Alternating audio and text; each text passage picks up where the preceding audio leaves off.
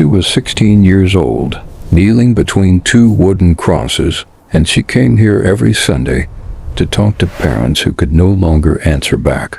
3 years earlier, the black blizzards had rolled through like something out of a nightmare people refused to believe even while living it. Great walls of dust had swallowed the horizon whole, turning noon into midnight, forcing families to stuff wet rags beneath their doors and pray the storm would pass before it, buried the house entirely.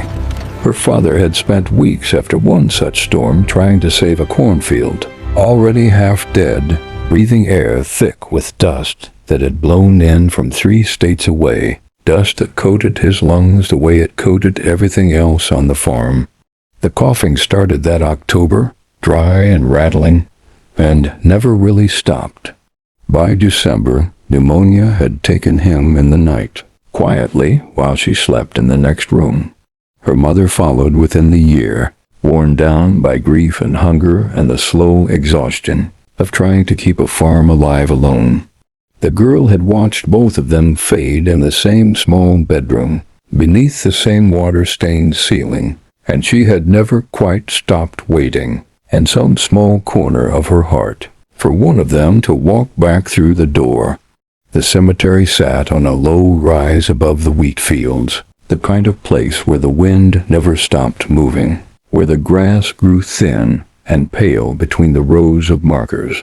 The 2 crosses marking her parents' graves leaned slightly in the dry ground, weathered gray by 3 winters of dust and sun, their edges softened until the carved names had nearly disappeared into the wood grain.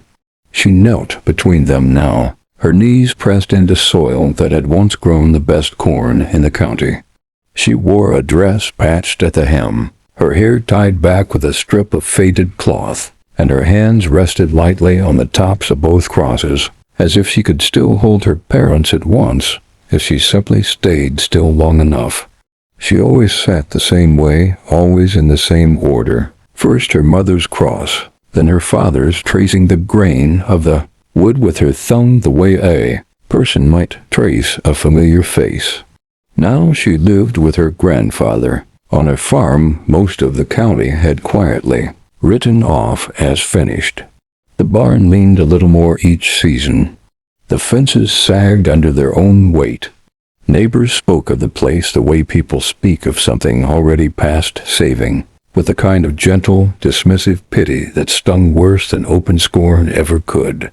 Every Sunday, before she rose from the graves and walked back down the hill, she said the same 4 words, quiet enough that only the wind could carry them. I'm still trying. That particular Sunday, something caught her eye near the old fence line at the edge of the property, where the wind had scoured the ground bare for as long as she could remember, where nothing had grown in years except thistle and dust. A scatter of small, green shoots pushed up through cracked earth that had not held anything living in longer than she could recall, thin stalks reaching toward a merciless sun as though daring it to try harder. Her grandfather walked over slowly, leaning on the fence post the way he always did when his knees ached, and looked down at the plants for a long moment before he spoke. His face, deeply lined from decades of sun and worry, softened into something close to a smile.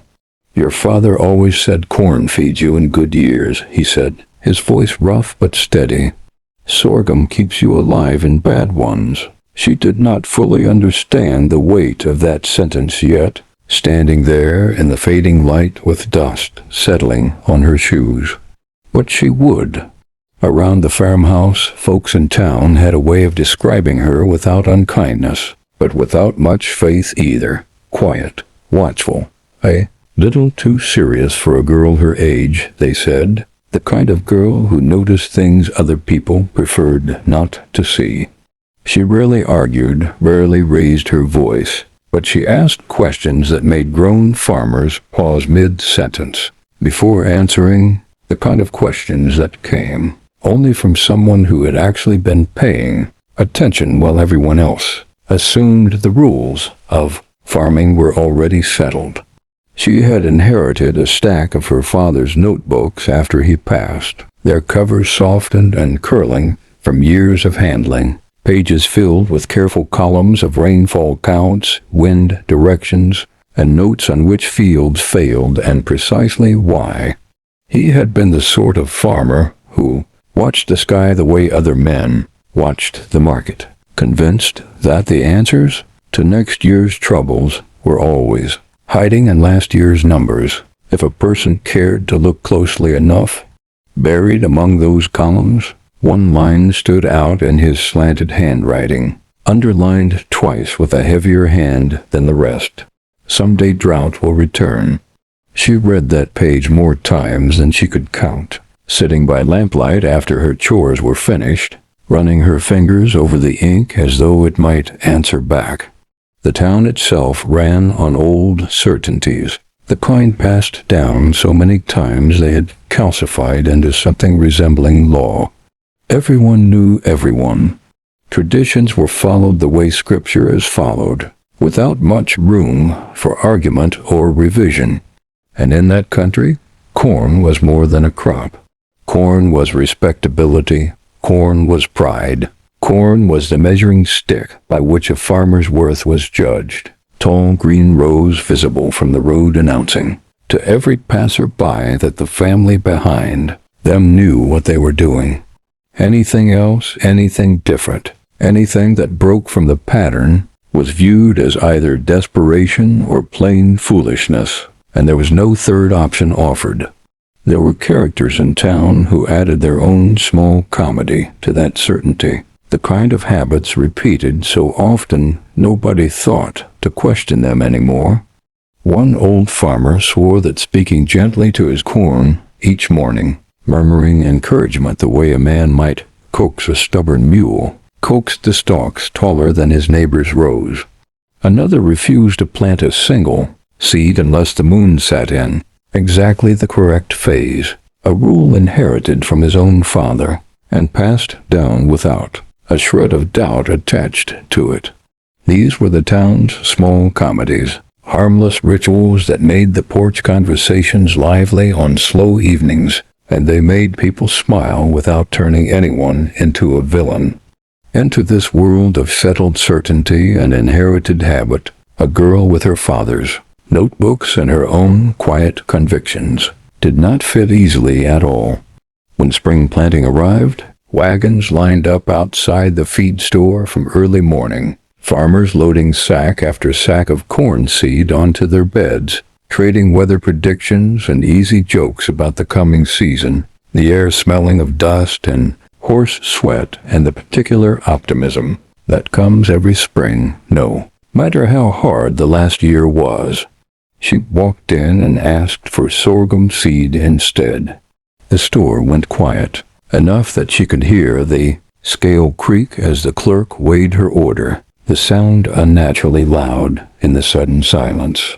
Walt Pruitt, a boy from a neighboring farm who had sat 2 rows behind her in school before it let out for planting season, laughed first, the kind of laugh that spreads before anyone decides whether it's fair. "Planning to feed birds?" he said, grinning at his friends for approval. Another boy beside him grinned wider. "Maybe she'll weave broomsticks instead of harvesting anything worth eating." A girl near the door, one Walt's age who ran with the same crowd, murmured to her friend, just loud enough to be overheard, that the poor thing had clearly never been properly taught how to farm. Bless her heart, growing up without a mother to guide her. No one in that store meant true cruelty, not really. It was the confident, careless kind of laughter people offer when they are certain they already understand exactly how the world works, when the pattern has never once failed them before. Her grandfather never told her to stop, never once raised his voice about it at supper. Instead, that evening, sitting across the table with the lamp burning low between them, he asked her a simple question. "Tell me why." So she told him everything she had gathered from the notebooks and from her own quiet observation over the years. Sorghum's roots reached far deeper into the soil than corn's ever did, searching out moisture that corn simply could not find once the topsoil dried out. It needed far less water to survive a punishing summer, could push through conditions that would kill a cornstalk outright. It could be chopped and stored as feed even in years when corn failed completely, giving livestock a fighting chance when nothing else on the farm would. Her grandfather listened without interrupting once, his weathered hands folded on the table. When she finished, he nodded slowly, the decision already settling into place behind his eyes. "Then we'll stand behind your choice," he said. It was not a large moment to anyone watching from outside the window, but to her sitting there in the lamplight with her father's notebook still open beside her plate, it was everything she needed. The summer of 1936 arrived like a punishment handed down from something far larger than weather. It would go down as one of the hottest and driest seasons in American history, a summer when the ground itself seemed to simply give up trying. Creeks that had run steadily for generations disappeared into cracked mudflats within weeks. Fields split open in long, jagged lines wide enough to lose a boot in. Corn leaves curled inward under the relentless heat and turned the color and texture of old paper, rattling uselessly whenever a hot wind passed through, a wind that offered no relief at all, only more heat pushed from one direction to another. Livestock stood listless in whatever thin shade could be found, flanks heaving, and families gave up sleeping indoors altogether, dragging mattresses out into the yard each night in hopes that the open air might cool enough to allow an hour or two of real rest. There was dark humor threaded through the misery, the kind farm families have always leaned on to survive a hard season without breaking entirely. Children joked about frying eggs directly on wagon wheel rims left too long in the sun, daring each other to try it. Someone remarked that the chickens looked half roasted before they ever reached the table, and even in the middle of genuine disaster, people managed to laugh at themselves because the alternative was giving in to despair. But out past the old fence line, something different was happening, something people noticed even if they didn't yet want to admit it out loud. Her sorghum held on. It was not lush, not the postcard picture of a thriving field, but it was green, upright, and stubbornly alive, standing in open contrast to cornfields across the county that curled and browned under the same merciless sun. People noticed as they passed on the road into town, wagon wheels slowing without their drivers quite meaning them to. Conversations that had once been full of easy jokes about broomsticks and bird feed grew quieter when they passed that particular fence line. No one said anything out loud yet, but the silence itself had begun to change shape. The heat did not spare the town's sense of humor entirely, even as it wore everyone down. Farmers gathered at the feed store in the cool of early morning, the only comfortable hour left in the day, and traded stories about wells running dry and wagon axles cracking in the baked ruts of the road. One man claimed his rooster had simply stopped crowing out of protest, refusing to greet a sun that offered nothing but punishment. Another swore his mule had taken to following him step for step across the yard, just to steal a sliver of his shadow.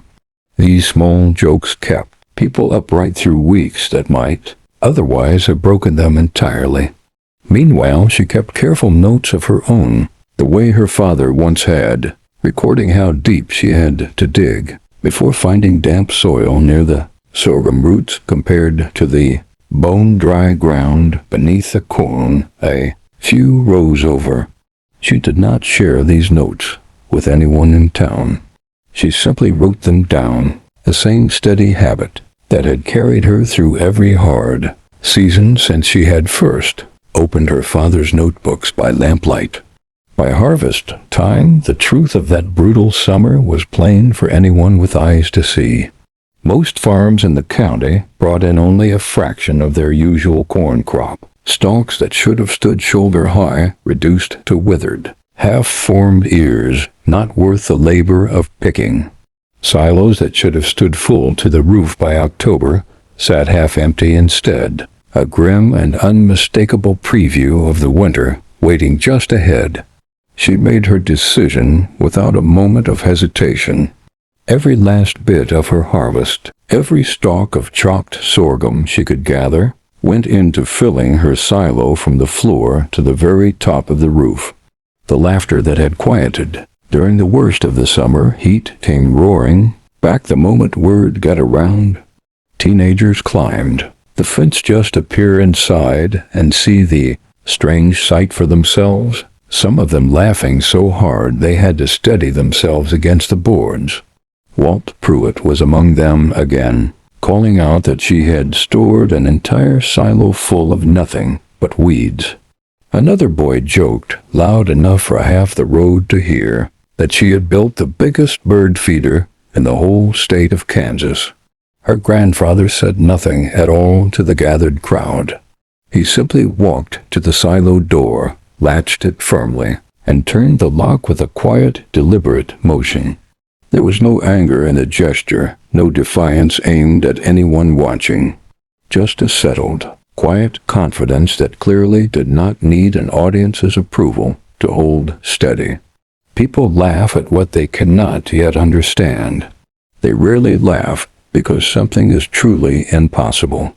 More often, they laugh because some small part of them is afraid that someone different, someone who broke from the pattern everyone else trusted, might actually turn out to be right in the end. If you have ever held on to an idea everyone around you dismissed before it had the chance to prove itself true, let us know where you are watching from tonight, and stay with this story until the very end, because the coldest winter this county had ever seen was about to turn all that laughter into long, quiet lines outside one very unusual silo. Winter came early that year, and it came hard, arriving weeks before anyone had finished their usual preparations. Snow buried fence lines before Thanksgiving had even passed. Wells froze solid overnight.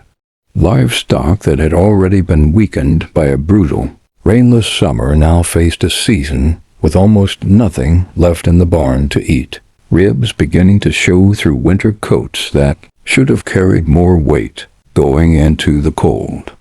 Across the county, the corn silage that families had counted on to see them through ran out, far faster than anyone had budgeted for. Farmers faced choices no one ever wants to make in the dead of winter. Some sold off cattle they had spent years carefully breeding, taking whatever price a desperate buyer would offer, rather than watch the animals starve slowly in the barn. Others made the harder choice still. Slaughtering breeding stock meant to rebuild their herds in better years, sacrificing the entire future of the farm just to survive the present month. Feed shortages of this kind were common across the plains during those years, and families often had little real choice but to make these same brutal decisions, watching decades of careful, patient breeding work disappear inside a single hard season, gone before spring could even offer a chance at recovery. Walt Pruitt, who had laughed loudest at the fence that autumn, now found reasons to avoid the road that passed her farm altogether. He looked away entirely the one time his family's wagon happened to cross paths with hers on the way into town. Shame has a way of quieting even the boldest voices, turning bravado into silence almost overnight. In the church on Sunday mornings, the pews grew quieter than they had ever been. Families who once traded easy gossip before the service now sat with their coats pulled tight, thinking about the barns they had left half empty at home. Children who did not fully understand the danger still understood, the fear on their parents' faces, the way conversations dropped to a murmur whenever the word feed came up. The whole county seemed to be holding its breath, waiting to see which farms would still be standing come the thaw. One evening, as the light faded early behind heavy gray clouds, Walt Pruitt's father arrived at their gate. He came alone, without his usual bluster, hat held in both hands rather than sitting on his head, his shoulders bent under more than just the cold. "Would your grandfather consider selling a little sorghum?" he asked, unable to quite meet her eyes as he said it, his breath fogging in the freezing air between them. Her grandfather stepped out onto the porch at the sound of voices, looked at the man for a long, measuring moment and answered plainly, without a trace of triumph in his voice. "We're feeding our neighbors before we're making money off them," he said. It was a small sentence, spoken quietly into a cold evening, but it changed nearly everything that followed.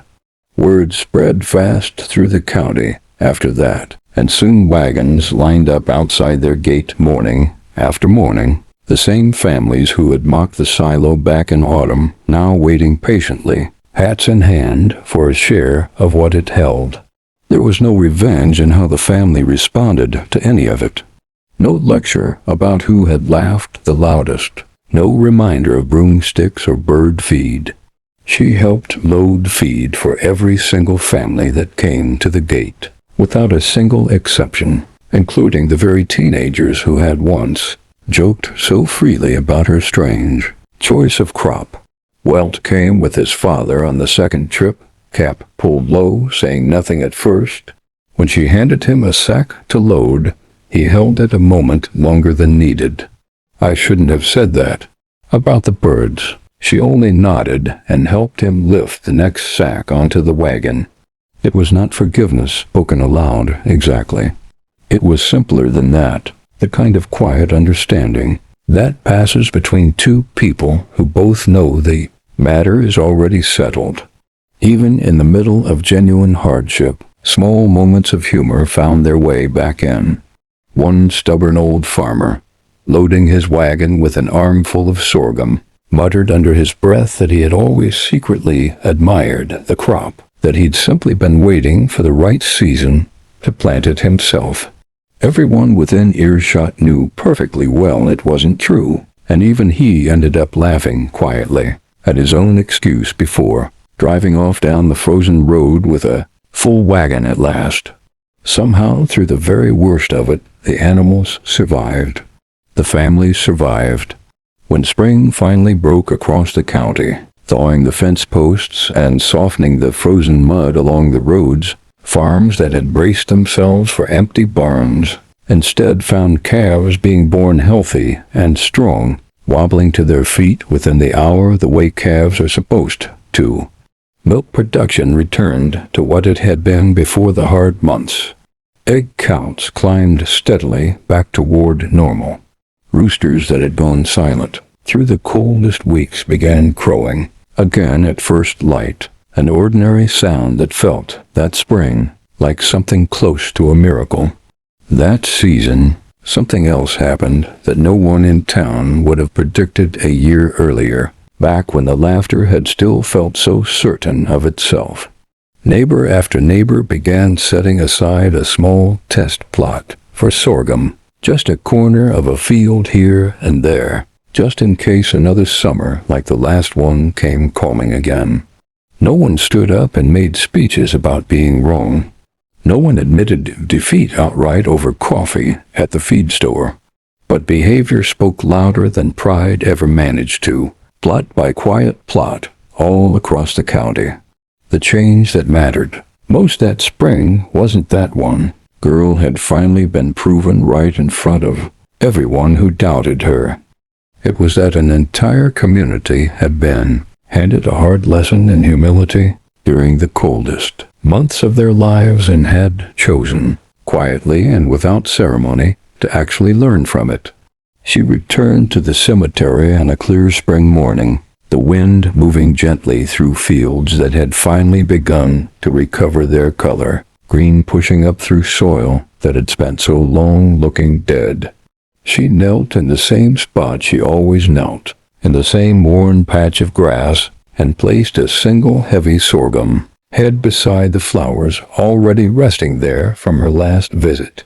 She opened her father's notebook to its last unfinished page, the one that had read simply, in his careful, slanted hand, "Someday drought will return." Beneath it, in her own handwriting, still a little unsteady but sure of what it meant, she added 3 words of her own. "You were right."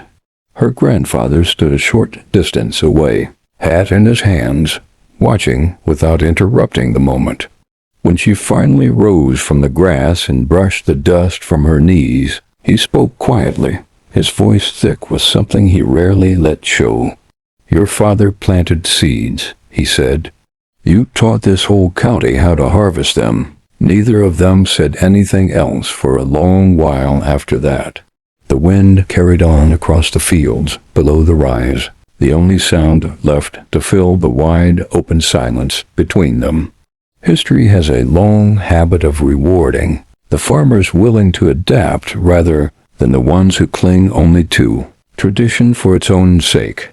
Even today, drought-tolerant crops like sorghum continue to gain ground and value across parts of the United States, as producers face recurring droughts and shifting weather patterns that echo, in smaller and quieter ways, the hard lessons carved into the summer and winter of 1936. People remembered the winter of 1936 because of the cold, because of the frozen wells and the empty barns and the choices no family should ever have to make. But one quiet family remembered it for another reason entirely, a reason that had nothing to do with the temperature at all. It was the year a teenage girl discovered that the strongest harvest is not always the one people applaud first. It is the one still standing when everything else around has already fallen. Somewhere past an old fence line, where thistle and dust once ruled the ground, wind still moves gently through a healthy field of sorghum every summer. The laughter that once greeted it has long since been replaced by respect, and what remains behind is a story of hope, of quiet resilience, and of the timeless, lasting value of wisdom over pride.